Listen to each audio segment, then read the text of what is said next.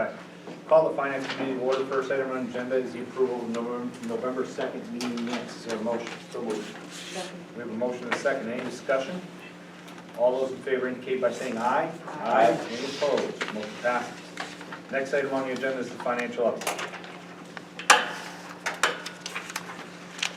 Okay, as of November 30th, we're now 42.31% through the fiscal year. Overall, we've expended 39.2% of our budget. With salaries and benefits, we've spent 37.6%, so we're slightly under there. Expenses other than salary and benefits, we've expended 43.4%. So we're in pretty good shape there. Since our last meeting, we've submitted our MS-25 report to the New Hampshire DRA. With that being submitted, they're now able to move forward with setting the tax rate for the city. I spoke to Kat at the DRA today just to clarify a couple of items on our MS-24 report. So she's confident that they'll be setting the tax rate in the next couple days. I've been continuing to meet and work with department heads and principals on the FY25 budget. So we've been starting that process. We've also officially submitted and had our food service application approved by the state since our last meeting. And I just want to give a special thanks to April Buckley. She's our free and reduced lunch clerk. She's worked really hard to get all of our claims for this school year submitted in a timely manner since then. That's my update. Thank you very much. Any questions? Seeing none. On the next item on the agenda. Transportation bid, Mr. Hughes. So we had two bids, and what Ms. Kelly just passed out is a summary. One of them is a summary, the one that says transportation bid at the top. Both Student Transportation of America and First Student bid on our proposed bid. As you can see, there's quite a substantial difference between Student Transportation of America and First Student. So much so that First Student actually scheduled a meeting with us to ask and to try to convince us that they were worth this change. Their largest selling point was that they were going to be updating their fleet. Little did they know that STA in their bid is also updating their fleet. So in the first year, what you can see is Ms. Kelly's laid out a difference of $357,253.20 difference between STA and First Student. And then going down, you see that it's over $2 million over the term of the contract. So Ms. Kelly and I would propose that the board recommend Student Transportation of America for the next bus contract. Okay. Ought to be reasonable. I was gonna make a motion. All right. Ms. Stokes.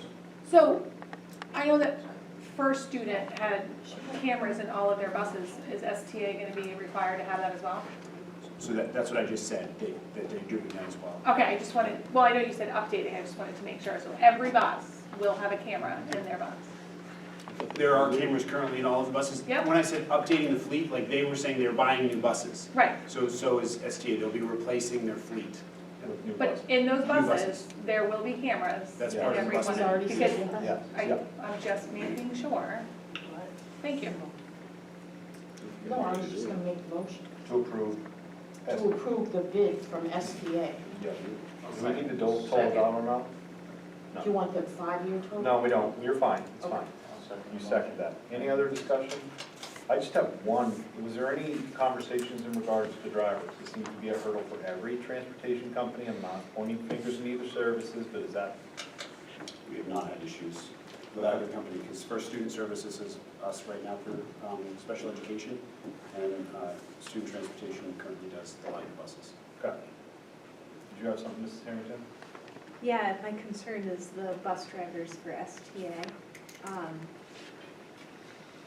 New fleet's great, but you need to have the bus drivers to drive them, and that's my concern with STA, is they don't they don't have a full roster. Mr. Kamiri? Kyle, this is separate from special ed transportation? Yes. Regular. Just regular standard? Yep. Ms. Stokes? How do we know that they don't have, I mean, if they're doing the bid, wouldn't they have to admit that they are gonna have buses? So we actually haven't experienced any driver shortages since COVID from either company. Okay. So that's a good thing for both of them. I just wanted to make sure, if we're saying there's a shortage, I'd like to know how we know. So. Mr. Downs? Does this have to be bid on like now? Can maybe this get tabled, come back, find out if they are all set with bus drivers and come back next month to let us know, yep, we're good with drivers, we can guarantee drivers. Well, no one can ever guarantee Yeah. employees, as we all know. So currently, and for the last couple of years, STA has been great with their drivers. I would say that you need this approved by the board this month because Ms. Kelly is going to be plugging this dollar amount into our budget as we start to go through the budget process. Okay. All right, we have a motion and a second. Any other discussion? Seeing none, all those in favor indicate by saying aye. Aye. Any opposed? Motion passes. So, nice work there with you guys. Next item on the agenda is the para hours. Mr. Fusi. I'm going to ask Ms. Kelly just to walk through the sheet for you. So there's a lot of information here, and again, I'll just prime the topic. Last year, we asked the board, as we were experiencing a shortage in staff, that on a voluntary basis, not that we would compel anyone to do anything that's not part of their current contract, is that we asked if people who were at 27.5 hours, if they wanted to increase their hours to 30 hours, obviously to be compensated for that, but also to help with some of the needs in the school. Ms. Kelly has given you the number of people you'll see that did it last year, the numbers that, again, we have total, and so you can see some of the dollar amounts associated. So, Ms. Kelly, I'll let you walk us through it. So the top left-hand corner is just a difference between this year and next year for a step 9 para. If they were to do it the full year, the full 182 days of the year, 5.5 hours versus 6 hours. The bottom corner would be what we're looking at just for the remainder of this year. Again, a step 9 para for the remaining 104 days of the school year. Just working that extra half hour a day would equate to $1,256.57 more. That's just salary and FICA. Making this change at this point in the year, bumping them to 30 hours, would not be a qualifying event for them to be able to take on health or dental insurance. So that's not a cost that we would have to budget for by doing it halfway through the year. At the bottom, in the bottom right-hand section, it just tells you the number of people that did take the extra hours last year when they were offered. There were 27 paras that took the extra half hour. So if the same number of paras were to take it for the second half of the year, the total increase would be roughly $33,927 for this fiscal year. If you kind of move up on the right-hand side, looking towards next year, if this is something you guys want to extend into next year, the costs, the budget would have to be increased by quite a bit because at 30 hours we would have to extend health and dental as an option. And just budgeting a 2-person plan is kind of the middle way. And with our 25% possible increase in health next year, that's something to think about as well. So we'd be looking at roughly a $20,567 increase per para if we extended this for next year. All right, questions for Ms. Kelly? Ms. Stokes? So why would we only do 6 hours and not 7? Because aren't the schools open for 7 hours? I think the request that was made was to come in for 6 hours a day. Who made that request? I don't know where it came from. A few principals had asked, that's why we put it together the first time, and then, so that's what we brought forward. That's what we did last year as well, so that's why the principals, I think, asked for the same amount.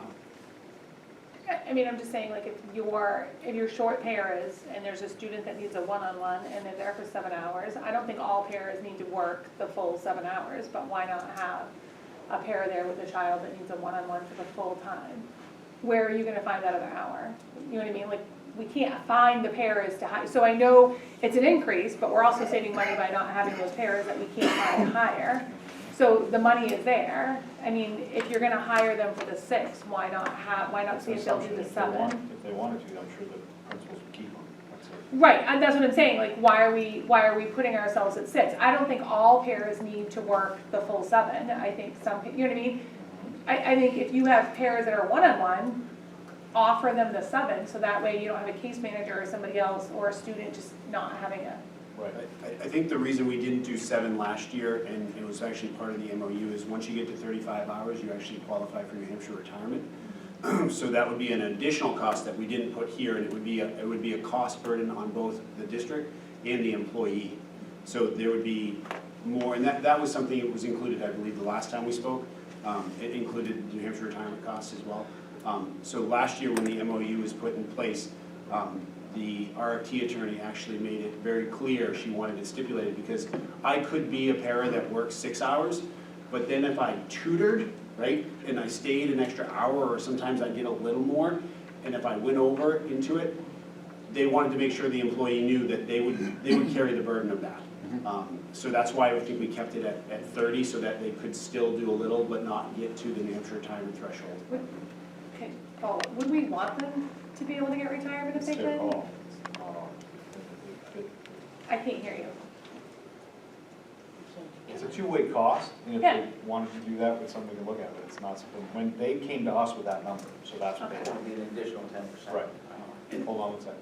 Yep. And I think, to be clear, it's not that we don't want them to have it, it's that we have to budget for it if we're going to have it. As you can see, like, in the last box on the right, if we were gonna do this next year, whole hog, the budget committee would like to have to add $3.3 million to the budget.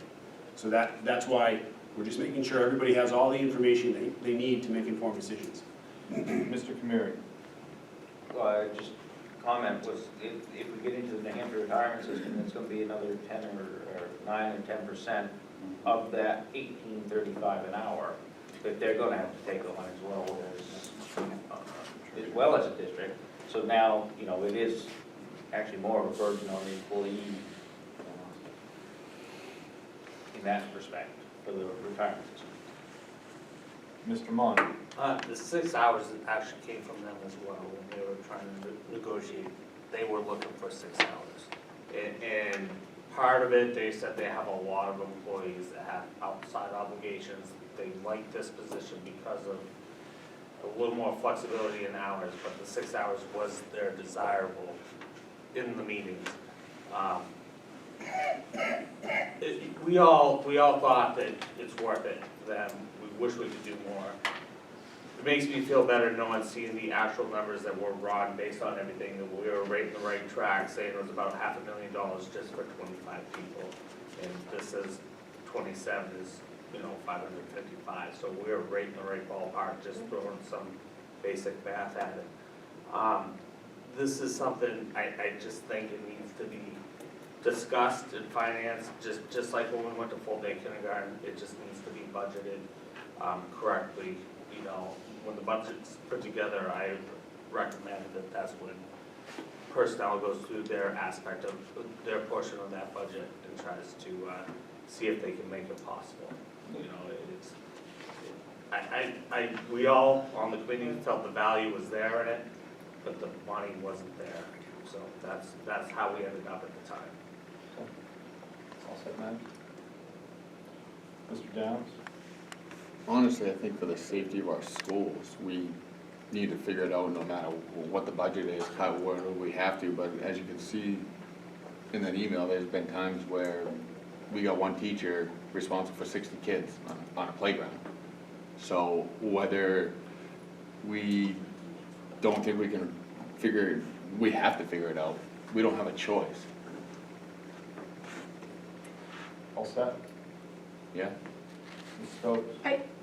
I hear that when you said like they came back with 6, but I mean, when you're talking about they, I don't think you have to put everybody at 6 hours or 7 hours or offer them all retirement. What I'm saying is, we should be able to stagger it because our paras are low paying, and if we could get somebody that wants to get retirement, that wants to get the 7 hours, I think it'd be something that we should consider. So I don't know if there's a way to go back to the union and find out, you know, how many of those pairs would potentially want 6 or 7, but I think it's something that we need to look at, because, again, you have a shortage of pairs. If you could get a pair that wants to have retirement, that wants to have 7 hours, that could work with a child all day, I think it's something that you should consider. Not saying it's something that we should vote on, but I think it's something that we should find out what those raw numbers would look like.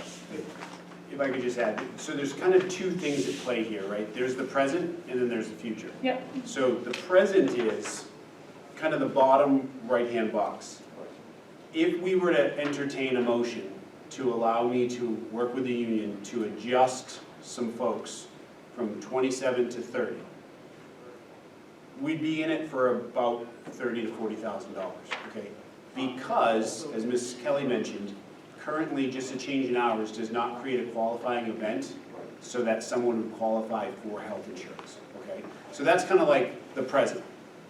The future would be the top 2 boxes on the top right-hand side of Ms. Kelly's handout, where, again, you see if we were to do roughly 3-ish paras at each school per se, right? Move them to 30.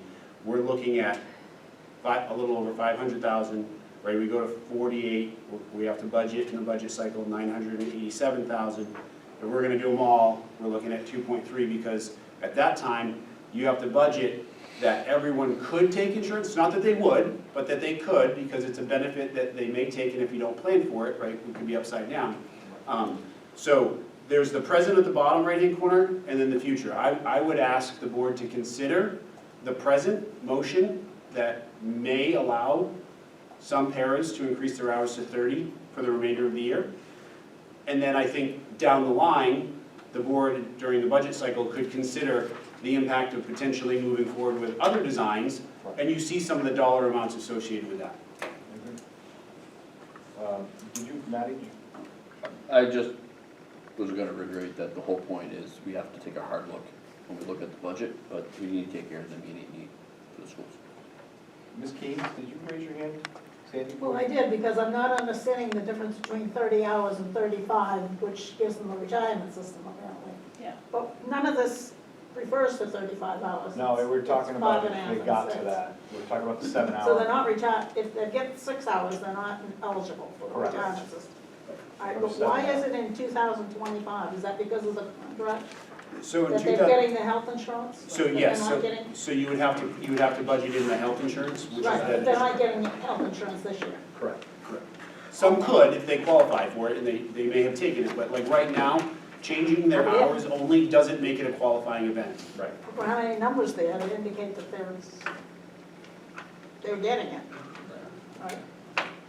Mr. Munn? Are you looking to increase 48 pairs to 6 hours for the 60,000? Is that how I'm reading this? I would say that would be, like you would want to say, up to, and then I would have to come back to you if, I'm just making up, if 54 wanted it, right?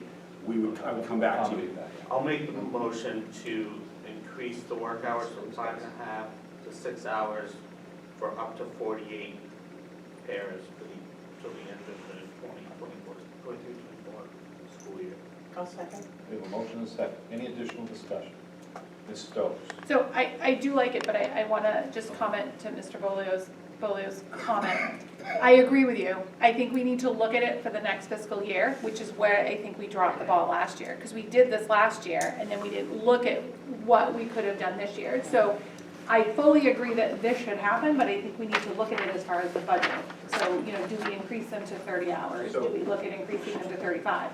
And what that would look like and how many would want to. Because we could have done this in September, we're now in December, you know what I mean? Right. We were in contract negotiations, and that's where this whole thing started. So when they came back to the table, they said 6, right? We can say, hey, we want to give you 8. If they only want 6, they're only going to take 6.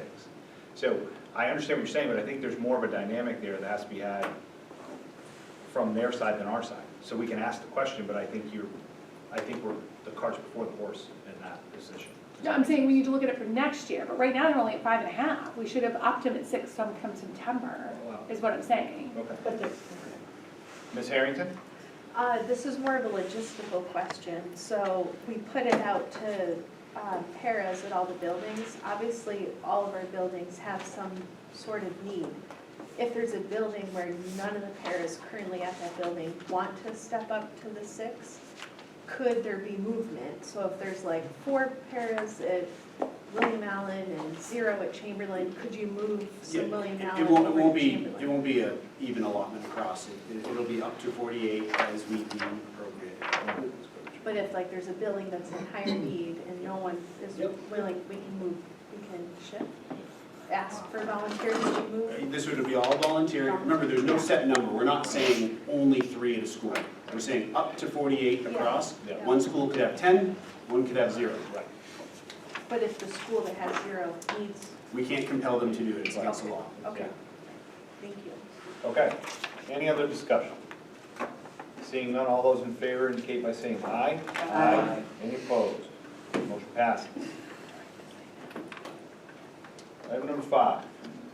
So we reviewed the district foundation with this committee for probably 3 or 4 times. And I would just ask, any of the members who stepped up, has there been any action taken? Okay. So I would ask Ms. Kelly to fill you in on some of the costs we continue to incur for this. And I'll just state the position before we get all the information. My recommendation would be to disband the foundation, to make a monetary donation to potentially student activity funds or any other allowable activity, and that in the future, should the new board want to create a new 503c organization for fundraising and charitable opportunities, that board create that from scratch. Ms. Kelly, maybe you could just review some of the financial costs related to this. Yeah, as of our October statement with Holy Rosary Credit Union for the foundation account, there's $5 in the savings and $843.29 in the checking. The account's just been getting a $2 paper statement fee every month, no activity going on. Just earlier this week, or I guess it was last week, we received 2 letters from the IRS regarding this account, just stating that the proper 990 form wasn't filed in 2021 or 2022 for the foundation. And that's what kind of got me to think about what we're actually doing with it. There's paperwork here if, we're choosing to not dissolve or get rid of the organization. I can check off as so, sign it, and return it.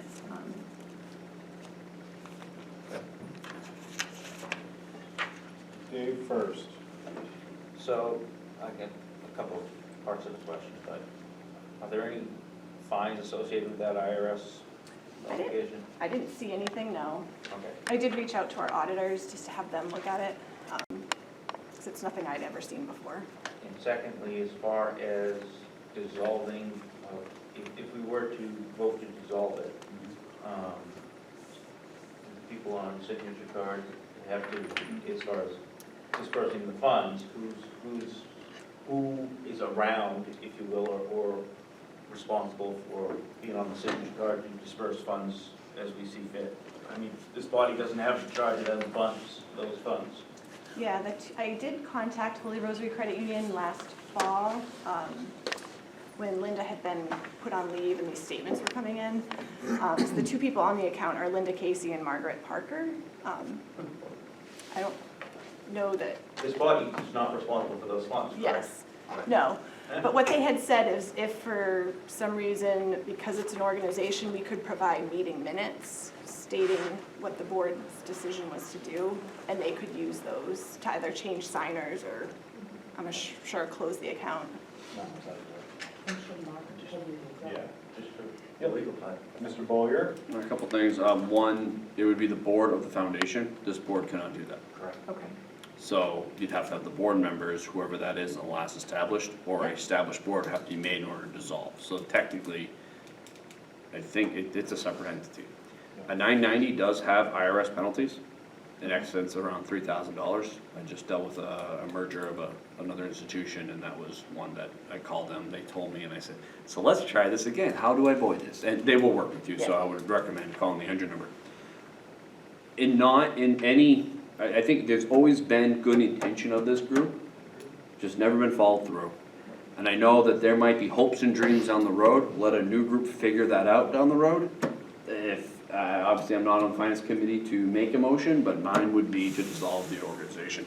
But technically, you can't, the foundation's board has to, so do we have the bylaws or the last known board members? Well, I think the other thing we could do is, the last time we were at a board meeting, Mr. Grossman kind of had the 503C bylaws, so I think some people that are here are still listed on the charter. So it's, as you said, it'd be like people just being reelected, so I think Mr. Pappas, you were on it, like I was a secretary, I think you were on it. So there could be a process that this group, folks that were on it, can do to dissolve it, and I think that was what we would recommend. But we wouldn't need to make I apologize, Ms. Keene, we do not need to make a motion to do that, because technically we have no authority to do so. Right? Okay. So we can agree to dissolve it, I think everyone's on the same page, unless someone objects, but I think that's the intention, and then what I would ask is that we try to track down Peggy, Matt, and I, we can sign letters, just find out from the bank what they need from us to sign, and we'll come in and sign it, just figure it out. So maybe make a motion to direct us to Oh, find fair enough, information yeah. to dissolve. Hold on one second, let me get to Ms. Keene's. Ms. Keene? Why are we thinking that that's a good idea, excuse me, to dissolve it? Why not let it exist and let the next board decide how they want to use it? Or be activated in it? So just in the last year, we were incurring costs for dues and fees through Chamber of Commerce that we never actually used. We had a website that we were drawing funds from the account for fees that no one, for usage that no one was using. Now we're responsible for some IRS things. So basically what we're doing is saying that now Ms. Kelly has to use her district time to complete these forms so that we stay out of IRS trouble. So it's just incurring more cost than the benefit of having it. Well, that's fine, but shouldn't that be the next group of people that were just elected getting involved in that decision and not? I mean, clearly, this board, this group, whoever they are, hasn't managed it very well if they're got these ongoing costs and have never used the funds, so clearly they haven't been prudent about it. So I just don't know what the rush deal is right now is. Have an explanation of how the whole thing works for the next board and see what they think about it, I guess, I don't know, but Do you agree with Sandy? Ms. Stokes? I just think it's So, I mean, premature. I guess what Sandy is saying does make sense. If it's been, we've been accruing cost and there's gonna be a new board in a month, I mean, do we just let them, I mean, it sounds like the board, which compiles of some of you board members anyway, need to come together anyway. And it doesn't sound like it's our charge to dissolve it. So I would think within the month of December, the board, consisting of whoever's on that board, could get together and just say, we're going to dissolve it, and then they could come before the new board and give us that information. I mean, it sounds like it needs to get dissolved, but it sounds like it should be a new board since it's within 5 weeks. Mr. Downs? And I believe, like how Karen just said, but it should be the new board in January that should decide if they want to dissolve this completely after who's ever on this current board brings it forward. It shouldn't be this current board that should decide if they want to keep this or not. That's fine. Let's go home. No problem.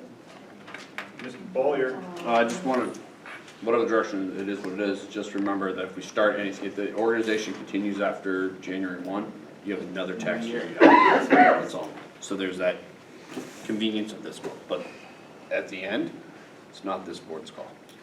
100% agree, so can't do anything with it, so.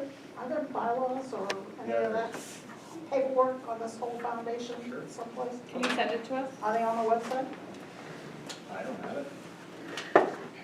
Kyle, can you send that to So us? how should anyone be making any valid decisions if we don't know anything about it? Or if nobody knows anything about it, I'm really? confused on what you think, what is the intention of, what are you trying to achieve here? I don't get it. Find out what the hell's going on. That would be a good start, because We're apparently you people that were on it before, at least 3 of you, didn't manage it too well, because it was losing money. And I don't, you know, I don't, what was your mission in organizing it? We don't even know that. There was a lot of intentions behind it, and things got sidereeled because of personal issues, and they never went back to it. The best of intentions don't always work out, so, That's true, but okay.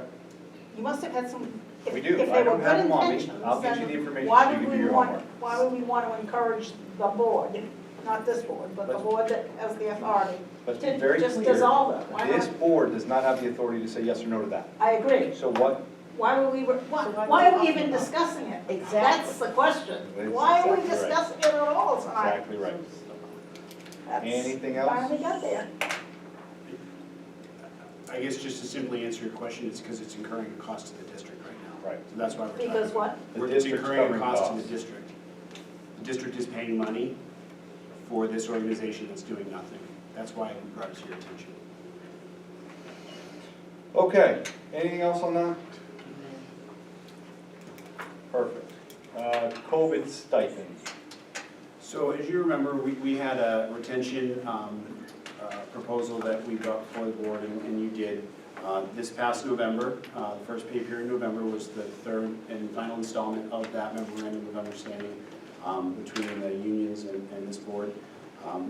Those dollars were ESSER dollars with lots of grants, right? Sometimes you plan to do something and then the cost doesn't equal what you budgeted for, right? So there's a remainder. I'm happy to say that we may be able to provide another incentive in September. These funds expire September 30th, 2024. So right now, our last installment that went out to 435 employees. If the board were to make a motion tonight to let me enter an agreement with the unions, we would be telling our employees that should they remain an employee of our district, that they would then benefit from another incentive in September in their first paycheck. How much? So it was school lunch, custodians and paraprofessionals, $500. Teachers, administrators, and non-union, $400. No brainer. Yeah. I'll make a motion to I'll that. second it. We have a motion and a second. Any other discussion? Seeing none, all those in favor indicate by saying aye. Aye. Any opposed? Okay. So, Yep. go ahead. MOU, CTE update. So in the packet, we're obviously part of the Tri-City Agreement for CTE education. Ms. Halligan Foley actually helps chair that group with the other CTE directors. In your packet, I included the full memorandum of understanding. So it used to be, I think it was 10 years, now they're asking us to go to 4 years. We've included the track changes for you all, and we brought it to finance just because when we have students go, we end up paying, right, for the seat time that they're at, let's say Dover High, but then we also receive funds, and most times it's almost a wash, back and forth, but it is a back and forth of payments. So this MOU that has before you, you need to actually have the board chair sign off on it, so I would be asking the board to make a motion in the full board to allow Mr. Lynch or Ms. Harrington, whomever is chairing the meeting, to sign this, and then we can get it to Ms. Halligan Foley, where the other board chairs are gonna sign it, then we actually have to submit it to the state, they'll have that on file, and then basically they do monitoring on our memorandums of understandings. Is there a motion to approve? So moved. Second. Ms. Keens? Does this go to the full board meeting Yes. next week? Yes. Okay. Ms. Harrington? Just out of curiosity, why is it a 4-year, not another 10-year? They changed it, yeah, they changed it, I don't know why they did, but Jeff Beard, who's the program manager of the CT, actually came to our last regional meeting, so it was myself, the other superintendents, the other CTE directors. We went through all of the language. You'll see the track changes in there. We're all in agreement with the changes, and so is the state. So basically, we're meeting all of the requirements that the state has put in place with this MOU that you have before you. Any additional questions? All those in favor indicate by saying aye. Aye. Any opposed? Motion passes. We didn't have any financials from personnel, correct, Kyle? This is a part of the budget, so, building, we'll make a motion to approve the bid from Surface Dynamics in the amount of $489,263.95. So moved. Second. We have a motion and a second. Any discussion? Seeing none, all those in favor indicate by saying aye. Aye. Any opposed? Passes. We have no action, goes for 5-year. Public comment, anyone from the public want to address the board? You two gentlemen, today? No? All right. Move on to other, anything under other? Motion to adjourn. So moved. Second. All those in favor? Aye. Any opposed? Motion passes.